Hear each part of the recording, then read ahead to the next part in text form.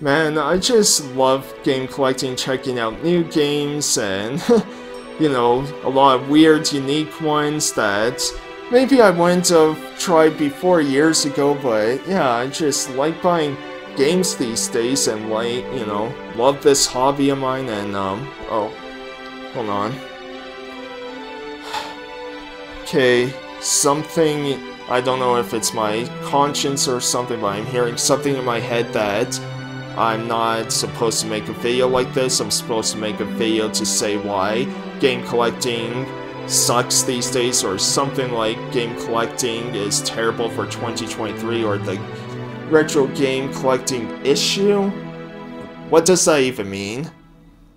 Oh well, let's just do the positive things that I enjoy about game collecting these days.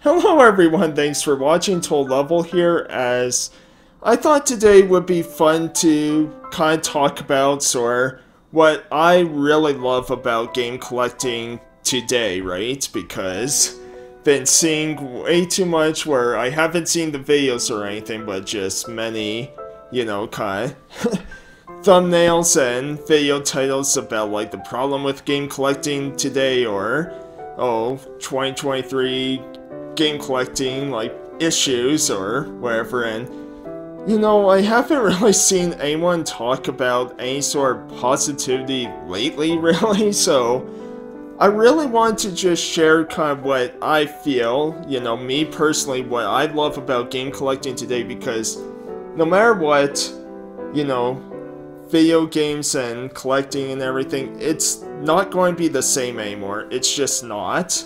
Things have changed, and that's just the way it is, right? And so I never like looking into the past. It's fun to play the past, it's fun to learn the history of these games and all that, but, I'm not much into really gatekeeping or anything, and yeah, that's just the reality, is things will never be the way it once was, right? But there's still a lot of great things about, being a collector today, or just getting into the hobby for the first time. And so the first thing, my number one thing that I absolutely love about game collecting today is really the game collecting community. Now, I'll say, like, for the most part, because there are those, ones where you kind of have people buying games, grading them, sealing them, all that stuff just to sell them, which,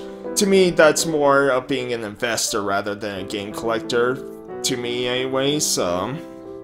But for the ones who actually do collect the games, and doesn't matter what price they are, they'll open them up and play them, right? Like, those, just connecting with those people has been really, really cool, just seeing everyone online. And that's why I did this channel, or why I continue to do it, is because of the community and being able to talk to people. And, you might think like, well, you could have done this before, right? And it's like, not to this extent, because, when I was younger and all that, basically, if you were someone who kept a bunch of old games, you were kind of made fun of or shunned if you didn't really play the current systems at the time, right? But now, it's really a great hobby to get into. Everyone's doing it, and it's great to, that now people can just feel comfortable talking video games without being judged or anything like that, right? Because I remember back in the day, I basically got bullied for saying that I had a Nintendo GameCube, because, yeah, that would have been back in grade 8, where someone asked if I wanted to buy Xbox games off of him, and I said I didn't have an Xbox at the time, I just had PS2 and GameCube, and oh boy, did he and other people let me have it. And what's funny is now, today, probably some of those people are now trying to buy a lot of GameCube games, because, yeah, they're kind of hard to come by, pretty expensive, right? So, yeah, it's just meeting this community and having, like, these, game conventions. Like, I shown, you know, that I went to one a few months back where it was basically a video game trade convention for Calgary, and that was so cool that for a long time, you know, the only ways you could really do that is either expos or garage sales, right? You didn't have full-on expos for this stuff, because now a lot of people are doing it. A lot of people are feeling nostalgic, especially with 2020, right? Like, so it's just a really cool thing to see people really get into these days. And then, kind of the second thing that I really enjoy about game collecting today, which is one of those situations of like, when life gives you lemons, make lemonade type of thing, you know. Unless you're Cave Johnson, then you make life take those lemons back, but, you know, and that's just me me buying games that I would never buy before, you know, kind of weird ones or things like that. And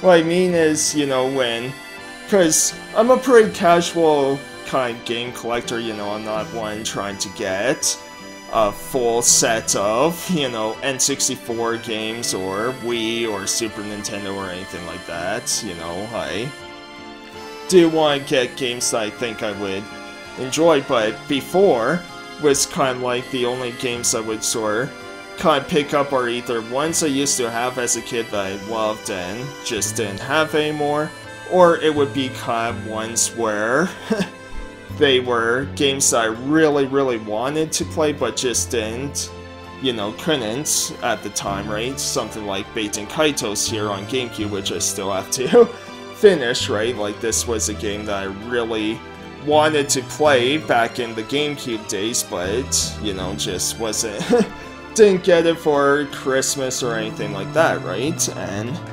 so that's where I say kind of when life gives you lemons, because with the way game prices are, especially stuff like the GameCube, it's very expensive. Like, there's a lot of GameCube games I wish I could get, but I'm not spending over $100 for any of them, right?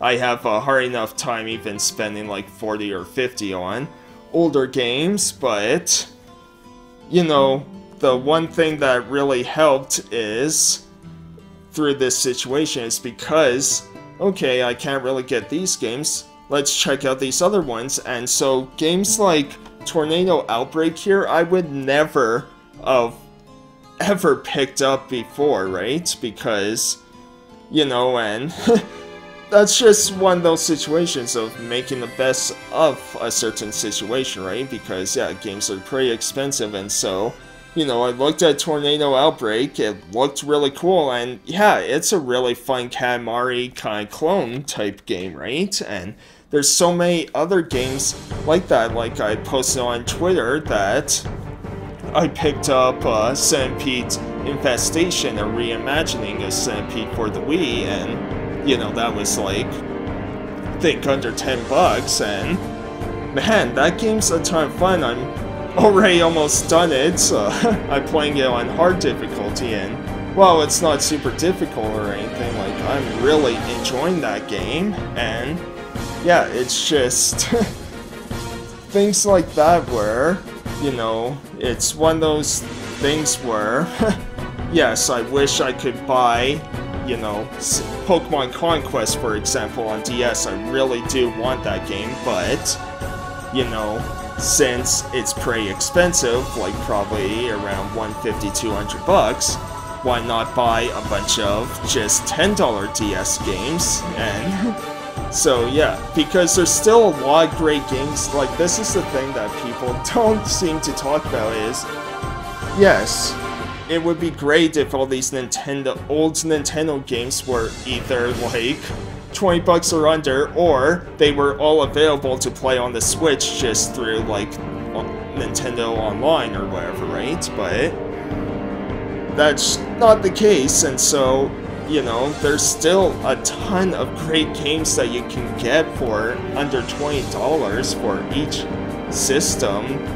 Like, it doesn't have to be a Pokemon or a Mario game, right? And yeah, so that's definitely number 2, where I'm just kind of, you know, sort of grateful for how the market is in a way, because it's allowed me to try so many new and unique different games that I would never have probably bought before. And then for number 3, this one might be a bit divisive for some people, but for me, I just, with online stores and everything, like, it's been, you know, it's been really cool to find a lot of different retro game stores. Now, of course, yes, there's, you know, sites, I'm not going name names, but yes, there are sites for sure that overprice, scam, whatever sort of thing, take advantage of situation. But because, you know, with online, like, I don't have to just look in Calgary or where I could drive or where I could take a bus or anything like that, right? I can look online, and I found so many amazing stores throughout Canada and, you know, some in the US, and a lot of them have pretty good shipping policies too, where they're pretty cheap, or, you know, you spend a certain amount of money and yeah, you get free shipping. And I just really like, you know, kind of exploring. Like, yes, nothing will beat going in person, especially since a lot of these sites use stock photos, so you can't fully see, you know, unless you email them and just say, like, can you send me a picture of this before I buy it? You know, so, yeah, like, obviously, yeah, nothing will beat kind of in person, seeing, feeling these games, all that, but it's just, you know, it's something you couldn't do before in game collecting, is kind of online shopping and just shopping wherever, right? It's not even just eBay anymore, too. Like I've been saying about these online stores, like one of my favorites outside the Calgary video game trader is Respawn and Replay in Quebec, and you know, and there's a few that I used to shop at, but some of them have kind of closed their online stores, or they've been a little too pricey, but still, it's really cool to explore and find all these kind of cool games online, right? That you don't need to be in person anymore. You can just go on eBay, check something out. You can go on the retro game store, check it out, and compare prices, all this sort of stuff, right? And yeah, I really enjoy that. And then the fourth thing, which sort of comes into the online play, is buying imports. It's never been easier to buy import games now, because yeah, you have online, or you have sort of your video games monthly subscription boxes, or Retro Game Treasure that might send you some imports if you know, check the box to be sent imports. And yeah, there's stuff on eBay where people, like, stores will sell just Japanese games, or there's certain sites, and that's really cool, because there's like a ton of Japanese games that we never got to play. And you know, the cool thing is, like, a lot of systems every system, I should say, these days is now region-free finally, right? There's only a few now, kind of, before that aren't, and even ones that weren't, like, say, the N64 or Super Nintendo, are easy to mod yourself, right? Like, N64, all you have to do is swap out the cartridge slot, or if you don't mind damaging your, you know, US cartridge slots, you can kind of saw it off, cut off kind of the ends or whatever. Or, I said a trick with N64 imports too, is you can just take the back off a Japanese one and put on a US back on it, and then it'll still play, because yeah, it's just kind of the slots, right? But yeah, it's so cool, because there's been many imports I bought, and you know, since I have the Retron, which I do hope to get kind of the original systems at some point of, you know, your Super Nintendo, NES, all that, because I would like to have those, but it's really cool having the Retron and playing, you know, buying Dragon Quest games that are normally like over $100 just for a loose cartridge on the NES, like at the time it would have been Dragon Warrior, versus buying Dragon Quest Japanese for like $2, right? It's really, really nice that you can do that. Again, you couldn't do that before with kind of retro gaming, collecting. Alright, so I had to turn on a little light and all that. It's getting dark out now, so yeah, these next ones aren't really listed kind of in order because as I was recording, there's actually a few that I kind of remembered kind of as I'm recording that I kind of want to talk about. Including this next one, so we'll just say number 5 for the heck of it. Oh, I'm going to get in trouble for swearing. But yeah, you know, again, this is sort of taking that, yeah, life, lemons, all that sort of stuff is. What's cool about kind of game collecting now is when you're able to find that Holy Grail or sort of that big game item that you've been looking for a long time and you're able to get such a great deal on it or things like that, right? I just, you know, because before, yeah, you kind of just go into a garage sale, buy some, you know, game for $5 that ends up being a few hundred later on, right? But now you kind of have to sort of work at it, right? And go to all these thrift stores and, you know, retro game stores, shop online and everything. But man, when you're able to find that big item that you've wanted for a long time, it's it's so rewarding because you kind of looked at so many different sites and all that, and then you came across something like, for me, kind of my two biggest is Wild Arms 4 and 5, right? Like, I found these two games in a store in Edmonton, and yeah, Wild Arms 4 was $15, Wild Arms 5 was $20, you know, though this one doesn't have the manual, this one does, and you know, that was really, really cool because, yeah, they were having a New Year's sale, so really awesome to get that, or seeing other people and their excitement and their thrill when they get kind of some item they've been looking for, whether it's expensive or not, like just seeing the thrill on people's faces, like seeing it a few times with Video Games Monthly stuff. You've seen it with me, the stuff I got, like when I got Diddy Kong Racing and Teenage Mutant Ninja Turtles, I was like over the moon over that, right? And then seeing other videos, like for me, Black Ranger comes to mind, and when I saw him both get Last Story on Wii and Mario Kart Double Dash, I was just as happy as if I got it. Like, it was so cool seeing him get that sort of stuff, right? And that's what makes kind of game collecting kind of fun for me, is sometimes you just search for something and it's like, no way, you find this, you know, $100 game for, you know, $10, and it's like, that is so cool, right? But, you know, I don't think too many people look at it that way, but man, that's something that I look forward to, you know, when you game hunt, and it's like, oh, hard work does pay off.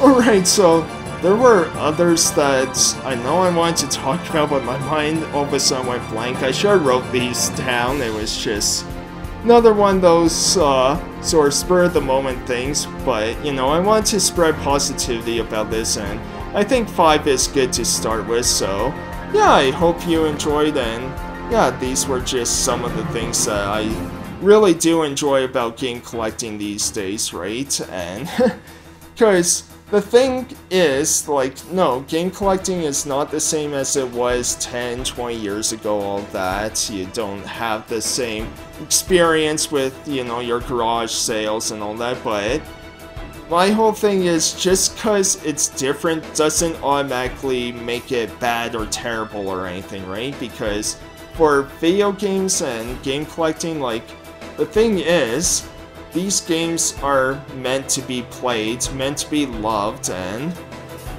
you know, if you're, you know, it's great to, you know, and you want to appreciate these games for what they are and appreciate what you're able to have, right? And think sometimes people sort of forget about that, where it's just games are meant to be fun and people are meant to love them, play them however they choose to. And so yeah, I hope you enjoyed kind of more just having a positive look, because I really enjoyed game collecting today, whether I go out by myself, go out with a friend or two, because I don't like going out with too many people, it makes me too anxious, but which is funny because when I go to things like conventions or expos, that stuff doesn't really make me anxious.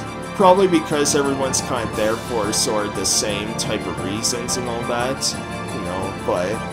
And that's the thing, when I go out with, like, friends, even if I don't buy anything and don't find anything worth really buying for myself, it's still fun to just hang out, or it's fun going out by yourself and looking at these stores and just kind of, you know, pricing, because you might find something that's like, well, I might not buy it today, but I'll keep an eye on it, right? And yeah, or shopping online, kind of same deal. And yeah, it's just, I have a lot of fun doing this. So yeah, let me know in the comments what you guys think were your favorite parts about game collecting these days, and I'll see you next time for, you know, videos I do on my channel. Thanks everyone, take care. Hey everyone, hope you enjoyed the video. If you did, be sure to subscribe and check out my other videos on the channel. Also leave a like and comment, let me know what you guys thought of the video. I do my best to reply to each comment, and also in a timely fashion. Sometimes I miss a comment here or there, but I do my best to read and reply to all of them. So yeah, hope you all enjoyed, and take care everyone, bye!